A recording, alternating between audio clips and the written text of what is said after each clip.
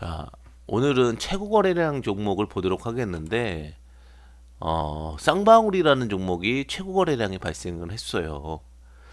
사실 참 어려운 내용이죠. 컨소시엄에 대한 내용인데, 쌍방울 컨소시엄이, 결국은 쌍용차 인수권에 대한 이슈와 함께 좀 두각을 받고 있는 겁니다.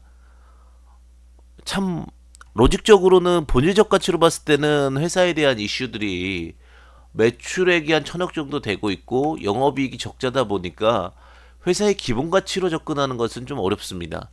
물론 자본적인 부분에서는 좀 베이스적으로 좀 잘 깔렸습니다. 그죠? 근데 자본금이 1300억 정도 규모에서 이익잉여이 지속적으로 적자가 나오는 규모이기 때문에 회사의 가치로 과연 어떻게 평가될 것인가는 좀 더 체크해 봐야 될 것 같고요. 다만 이제 나왔던 이슈들을 좀 체크해 볼 수밖에 없겠죠. 그러면 우리가 이제 종목적인 부분들로 봤을 때 공시사항을 먼저 보도록 하겠습니다. 자, 이제 투자 정보 종목이 있었고 종가 급변 종목들로 이제 이슈가 좀 많이 됐었습니다. 근데 불성실 공시법인 지정도 됐었지만 이제 벌점은 다행히 0점입니다. 그래서 이 벌점이 제가 말씀드렸다시피 15점이 되면 거래 정지가 될 수 있기 때문에 특히 조심하셔야 돼요. 물론 이건 거래소 종목이기 때문에 좀 예외 조항은 있겠지만 어쨌든 벌점을 계속적으로 만나면 좋지는 않습니다. 그리고 CB가 작년도에 좀 있었고요. 그리고 뭐 추가 상장이 지속적으로 좀 됐었었고 그 CB 값이 620원, 626원짜리 CB들이었고 아마 남은 CB들은 이번 상승에 좀 많이 정리가 되지 않았을까라는 생각이 들어요. 그 외에 이제 전환사채 관련해서는 한번 좀 보겠습니다. 좀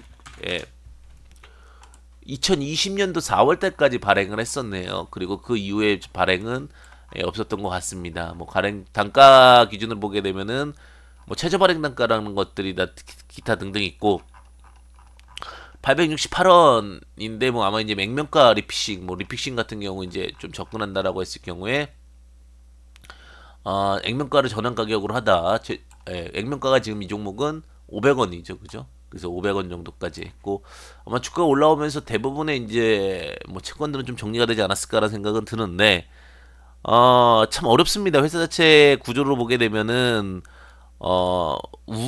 그 시장에서 이제 쌍차에 대한 인수에 대한 이슈인 건데 지금 시총이 3천억이 되면은 항상 좀 눌림이 좀 나오고 있는 그런 국면이어서 과연 여기서 이제 윗꼬리 매매법 정보를 돌파할 수 있을 것인가에 대한 부분들은 좀 고심하셔야 될 것 같아요. 일본봉으로 본다 하더라도 지금 타이밍 터트리기가 참 쉽지 않은 구조입니다.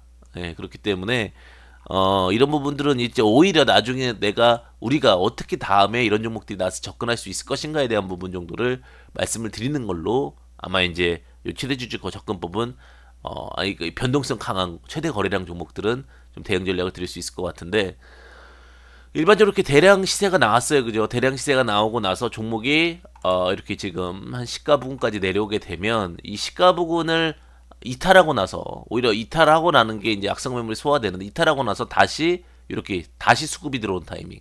그러니까 요 타이밍에서 가장 중요한 거는 주가가 밀리고 나서 다시 이렇게 수급이 들어와서 이렇게 횡보하는 요런 구간이 매집 구간이 되겠죠, 일반적으로. 그러면 여기서 이제 1차적으로 수익을 낼 수가 있고 다시 또 보시면은 여기 시세를 줬던 자리가 여기가 일치가 되니까 이 뚫는 자리 이 뚫는 자리 근처에서 또 시세가 좋고 내려와서 요런 타이밍 그러니까 오히려 시작했던 구간에서 매수 포인트들이 발생했다라는 거죠. 근데 지금은 3, 4점 정도가 나왔으니까 지금 접근하는 건 어렵고 다음에 어떤 시그널적인 부분이 나왔을 때 항상 상한가 시가 부근을 재돌파 진입했을 때 그게 원타점 한 투타점까지는 유효하다. 근데 이제 쓰리타점은 배제한다라고 말씀드리겠고요. 이런 부분들 계속해서 공부하시게 되면은 조금 더 많은 어떠한 로직적인 투자법들이 가능하지 않을까라는 생각이 듭니다. 그러니까 내가 추격 매수도 좋지만 감당 가능할 수 있는 물론 내가 급등주 매매를 해서 막 추격 매수에 수익을 내실 수 있는 분들은 좋고요.